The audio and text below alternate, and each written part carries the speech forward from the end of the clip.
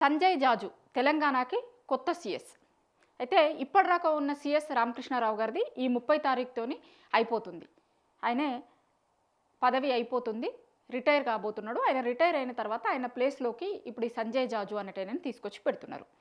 అయితే రామకృష్ణారావు గారికి ఇదివరకే 2 సార్లు ఎక్స్టెన్షన్ వచ్చింది. ఇంకా ఇప్పుడు రాలేదు. ఇప్పుడు సంజయ్ జాజు వచ్చిండు. అయితే ఎక్స్టెన్షన్ వస్తుండనో లేకపోతుండనో కానీ ఇప్పుడు ఈ సంజయ్ జాజు అనేటైన కొత్త సీఎస్ అయిన తర్వాత ఒక చర్చ ఏం జరుగుతుందంటే, గతంలో ఇక్కడ పనిచేసినోళ్ళు లేకపోతే గత ప్రభుత్వ హయాంలో ఆ ప్రభుత్వంలో పనిచేసినోళ్ళు ఎవ్వరు కూడా ఈ కీలకమైనటువంటి పొజిషన్లో ఉండేందుకు వీల్లేదు అని ఏరి కోరి రేవంత్ రెడ్డి గారు ఈయనను తెచ్చుకుంటున్నారు అని ప్రభుత్వ వర్గాలలో చర్చ జరుగుతుంది. ఎందుకంటే ఈయన తెలంగాణ వచ్చిన తర్వాత తెలంగాణలో ఎక్కడ పనిచేయలే. 2014లో కేంద్ర సర్వీసులలోకి పోయిండు. అంటే తెలంగాణ వచ్చినప్పుడు, తెలంగాణ రాగానే ఈయన కేంద్ర సర్వీసులలోకి పోయిండు. ఇప్పుడు 12 ఏళ్ల తర్వాత మళ్ళీ తెలంగాణకు వస్తుండు. అంటే గత గవర్నమెంట్లో ఎక్కడ ఏ హోదాలో ఏ డిపార్ట్మెంట్లో పనిచేయని వ్యక్తి అన్నట్టు ఈయన. అయితే ఎందుకు ఇంత ఇదిగా చెప్తున్నా నేను అంటే, రేవంత్ రెడ్డి గారు ఎంచుకున్నటువంటి విధానం మీద ఇప్పుడు చర్చ జరుగుతుంది. కాబట్టి ఇప్పుడు గత ప్రభుత్వంలో ఏ హోదాలలోనైనా పనిచేయొచ్చు. ఆ హోదాలో పనిచేసినటువంటి వాళ్ళని ఇప్పుడు కీలకమైనటువంటి స్థానాలలో పెట్టుకోదలుచుకుంటలేడు రేవంత్ రెడ్డి అనేది ఎక్కువ చర్చ జరుగుతుంది. ఎందుకు అంటే ఇన్ఫర్మేషన్ ఇప్పుడు గతంలో రేవంత్ రెడ్డి గారు ప్రతిపక్షంలో ఉన్నప్పుడు చాలా సందర్భాలలో సీఎంఓలో జరిగే చాలా ఇష్యూస్ మీద ఆయన మాట్లాడేటోళ్ళు. అంటే ఈయనకి ఎవరైతే ఇస్తుండనో లేకపోతే ఇస్తారు అట్లా నాకు ఇచ్చిర్రు కదా, అట్లనే ఇప్పుడు ఈ ప్రభుత్వంలో ఉన్న ఇన్ఫర్మేషన్ని కూడా బయటకు ఇస్తారు అనే అనుమానం ఏందో కానీ, ఎందుకంటే వీళ్ళు దాన్ని ఎక్స్పీరియన్స్ చేసిర్రు కదా. గతంలో ప్రతిపక్షంలో ఉన్నప్పుడు రేవంత్ రెడ్డి గారు ఎవరితో అయితే ఎట్లా అధికారులు ఇస్తారు అనే అనుమానాలు ఉండేనేమో, ఆయనకి ఇచ్చిర్రేమో. అట్లనే ఇప్పుడు ఈ ప్రభుత్వంలో కూడా ఇస్తారు అనే అనుమానంతో ఇట్లా తెచ్చిపెట్టుకుంటున్నారేమో అనేది సెక్రటేరియట్లో జరుగుతున్న చర్చ. ఇది నేను చెప్తుంది కాదు. సెక్రటేరియట్లో ఇప్పుడు ఆయన నియామకమైంది. 30 తారీఖు రోజు రామకృష్ణారావు గారు రిటైర్ అయిపోతారు. ఆయన ప్లేస్లో ఈయన వస్తాడు. ఆల్రెడీ ఆ జీవో కూడా వచ్చేసింది. అయితే జీవో వచ్చిన తర్వాతనే ఇన్ని రోజులు రాక సీఎస్ బరిలో ఎక్కడా కూడా లేడు ఈ సంజయ్ జాజు అనేటైన. చాలామంది ఏమనుకున్నారంటే జయేష్ రంజన్ నెక్స్ట్ సీఎస్ అవుతాడు అనేటువంటి చర్చ విపరీతంగా జరిగింది. అంత అధికార వర్గాలలో జరిగింది, సెక్రటేరియట్ వర్గాలలో జరిగింది. అందరికీ బయటికి వినిపించిన పేరు జయేష్ రంజన్. అయితే ఆ జయేష్ రంజన్ కూడా గతంలో బీఆర్ఎస్ గవర్నమెంట్ ఉన్నప్పుడు వాళ్ళతో ఆ గవర్నమెంట్లో కూడా పనిచేసిండు, కీలకమైనటువంటి అధికారిగా ఉన్నాడు. దాని తర్వాత కాంగ్రెస్ ప్రభుత్వం వచ్చిన తర్వాత కూడా ఆయన కీలక అధికారిగా కొనసాగుతున్నాడు. ఇప్పుడు చాలా సందర్భాలలో అంతకుముందు ఆయనే ఐటీ కేటీఆర్కి సంబంధించినటువంటి డిపార్ట్మెంట్లో సెక్రటరీగా ఉండే. తర్వాత రేవంత్ ప్రభుత్వం వచ్చిన తర్వాత చాలా సందర్భాలలో ఇండస్ట్రీస్కి సంబంధించినటువంటి ఆ మీటింగ్స్లలో వాటిలలో జయేష్ రంజన్ కీలకంగా ఉన్నాడు. ఆయన ఉన్నాడు కాబట్టి ఆయనకు ఉన్నటువంటి పరిచయాలతోని జయేష్ రంజన్ వేరే కంపెనీలని వాళ్ళని తీసుకొని వచ్చుడు కావచ్చు, కల్పించుడు కావచ్చు, లేకపోతే రేవంత్ రెడ్డి గారిని వాళ్ళ దగ్గరికి తీసుకుపోవడు కావచ్చు, అదంతా చేసిండు జయేష్ రంజన్ అని ప్రభుత్వంలో ఉన్నటువంటి కొంతమంది అధికారులు చెప్తారు. అయితే అట్లాంటి ఆయన్ని కూడా ఇప్పుడు పక్కకు పెట్టి అసలు ఇక్కడ తెలంగాణతో ఏమాత్రం సంబంధం లేని తెలంగాణకి సంబంధించిన ఆయన, ఇక్కడి క్యాడర్కి సంబంధించిన ఆయన అయ్యి ఉండొచ్చు, కానీ ఈ 10 ఏళ్లలో ఎక్కడా కూడా ఇక్కడ పనిచేయనటువంటి వ్యక్తిని ఏరి కోరి తెచ్చుకున్నారట రేవంత్ రెడ్డి గారు. ఇప్పుడు చాలా సందర్భాలలో రేవంత్ రెడ్డి గారు ఢిల్లీకి పోతారు చూసిరా. ఢిల్లీకి పోయిన ప్రతిసారి ఏం చెప్తారంటే ఆయన కేంద్రంతో మంచిగా ఉండాలి, సఖ్యతతో ఉండాలి, మేము కేంద్ర మంత్రుల్ని గది గెలిచినాం అని అంటారు కదా. కానీ ఈయన నియామకం అయిన తర్వాత 2-3 రోజుల నుంచి ఏమనిపిస్తుంది తెలుసా? ఈ మధ్య 5-6 సార్లు ఆయన ఢిల్లీకి పోయిరు చూసిరా, ఇంక్లూడింగ్ ప్రైమ్ మినిస్టర్ని కలిసే దాంతో సహా. అగో దాంట్లో చాలా సందర్భాలలో ఈయన ఢిల్లీకి పోయినటువంటి దాంట్లో చాలా సందర్భాలలో కేంద్రం దగ్గర పెట్టినటువంటి డిమాండ్లలో మేజర్ డిమాండ్ ఇదట. ఇప్పుడు గతంలో ఆయన ప్రధాని నరేంద్ర మోడీ గారిని కలిసి 7 వరాలు అడిగిండు అని పేపర్లలో రాసిరు చూసిరా. అది కనిపిస్తున్న 7వ వరం అయితే అందరికీ ఎవరికి కనిపించని 8వ వరం ఈయన అడిగింది ఏంటి అంటే ఆయనను రిలీవ్ చేయమని.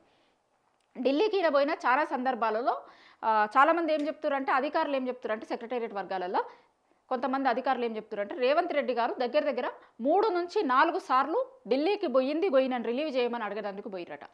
ఎందుకంటే కేంద్రం రిలీవ్ చేయాలి, ఆ సర్వీసులలో ఉన్నాడు కాబట్టి వాళ్ళు రిలీవ్ చేయాలి, చేస్తేనే ఇక్కడ సీఎస్గా తీసుకొచ్చుకోవడానికి అవకాశం ఉంటుంది. ఆయనని రిలీవ్ చెయ్యిర్రి అనేది చాలా సందర్భాలలో పోయి అడిగిర్రట, ఇంక్లూడింగ్ ప్రధానితో సహా చాలా సందర్భాలలో పోయి అడిగిండు. ఎందుకంటే పట్టుబట్టి ఆయనను తెచ్చుకోవాలనుకున్నాడు అని.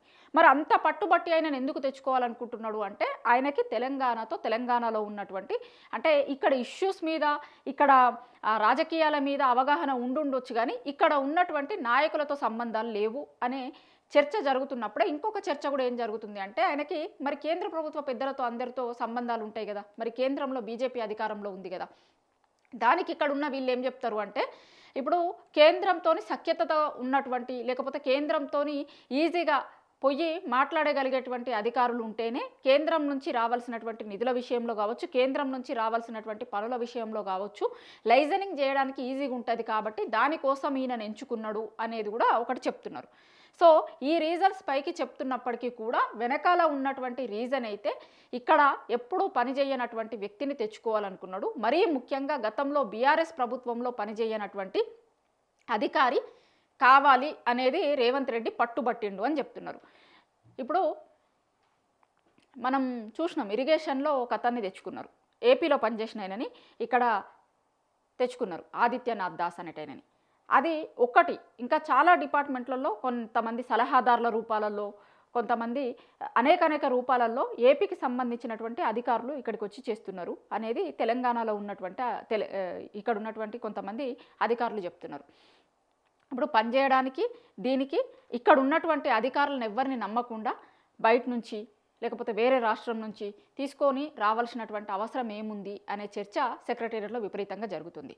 ఇది ఎట్లుందంటే ఇప్పుడు రేవంత్ గవర్నమెంట్ ఉండుండొచ్చు, రేపు పొద్దున మళ్ళీ అదే ప్రభుత్వం వస్తుంది అని నమ్మకం ఏం లేదు కదా. ఎందుకంటే తెలంగాణ వచ్చిన తర్వాత 10 ఏళ్ళు బీఆర్ఎస్ గవర్నమెంట్ ఉంది, ఇప్పుడు కాంగ్రెస్ గవర్నమెంట్ ఉంది, నెక్స్ట్ మళ్ళీ ఏదన్నా గవర్నమెంట్ ఉండుండొచ్చు.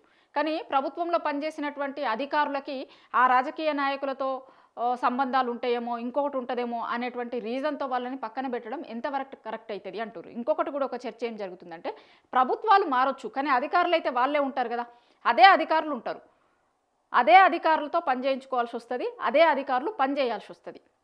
ఏ ప్రభుత్వాలతో పనిచేసినా గాల్లే అధికారులు ఉంటారు కదా, కానీ అధికారులకి కూడా ఇట్లా విభజించి చూడడం ఇట్లా చేయడం అనేటువంటిది కరెక్ట్గా లేదు. అంటే దినదినం నిత్యం అనుమానంతోనే అధికారులను కూడా అనుమానిస్తున్నారా అనే చర్చలు సెక్రటేరియట్లో జరుగుతున్నాయి. ఎట్లుందంటే ఇప్పుడు గతంలో పనిచేసినటువంటి అధికారులు వద్దు అంటే అది ఎట్లా కరెక్ట్ అవుతుంది అంటే దినదినం భయంగా లేకపోతే ఇంకా కూడా ఇప్పుడు రేవంత్ రెడ్డి గారు చాలా సందర్భాలలో బహిరంగ సభలలో అక్కడ ఇక్కడ ఎప్పుడు కూడా కేసీఆర్ పేరు తీస్తూ ఉంటాడు చాలా సందర్భాలలో. సో ఆయన భయం పోలేదు అంటే బయటికి ఏదో గంభీరంగా మాట్లాడుతున్నప్పటికీ కూడా, ఎందుకంటే చాలా సందర్భాలలో అధికారులకు కూడా చాలామందికి తెలంగాణ అంటే ప్రేమ ఉంటుంది. ఇప్పుడు అధికారులు ఎవరన్నా కావచ్చు ఏదన్నా కావచ్చు వాళ్ళకి పార్టీలు అంటే ప్రేమలు కూడా ఉండకపోవచ్చు, కానీ తెలంగాణకి సంబంధించి ఏదన్నా నిర్ణయం తీసుకున్నప్పుడు ఏదన్నా నష్టం జరుగుతున్నటువంటిది ఏదన్నా ఉన్నప్పుడు తెలంగాణ సమాజానికి చెప్పేటువంటి ప్రయత్నం చేస్తారు వాళ్ళు. ఒకవేళ మరి చేస్తారు అట్లాంటి ప్రేమ ఉన్నటువంటి వాళ్ళు అయితే అనుకోనే అట్లా లేకుండా వేరే వాళ్ళని తీసుకొచ్చి పెడుతున్నారా, ఏం జరుగుతుంది ఏంది అనేది పక్కన పెడితే రేవంత్ రెడ్డి గారు తీసుకునేటువంటి నిర్ణయాలు ప్రభుత్వంలో ఇక్కడ పనిచేసినటువంటి వాళ్ళు కాకుండా వేరే వాళ్ళని తెచ్చుకొని పెట్టుకునుడు అయితే చాలా పెద్ద ఎత్తున చర్చకి దారితీసింది ఈ సిఎస్ నియామకంతో. ఇంకా దాని మీద అంటే నిన్న మొన్నటి వరకు చాలామంది అధికారులలో ఆ ఒపీనియన్ ఉండే, చాలామంది అధికారులు దాని మీద మాట్లాడుతున్నారు. అంటే ఇంటర్నల్గా మెల్లిమెల్లిగా మాట్లాడుతున్నటువంటి సెక్షన్ మొత్తం ఇప్పుడు కొంత ఓపెన్గానే మాట్లాడే పరిస్థితి ఈ సంజయ్ జాజు నియామకం తర్వాత సెక్రటేరియట్ వర్గాలలో వినిపిస్తుంది, ప్రభుత్వ వర్గాలలో కూడా వినిపిస్తుంది. ఇట్లాంటి పోకడలు అయితే మంచిది కాదు అనేటువంటిది చాలామంది అధికారులు అభిప్రాయపడుతున్నారు.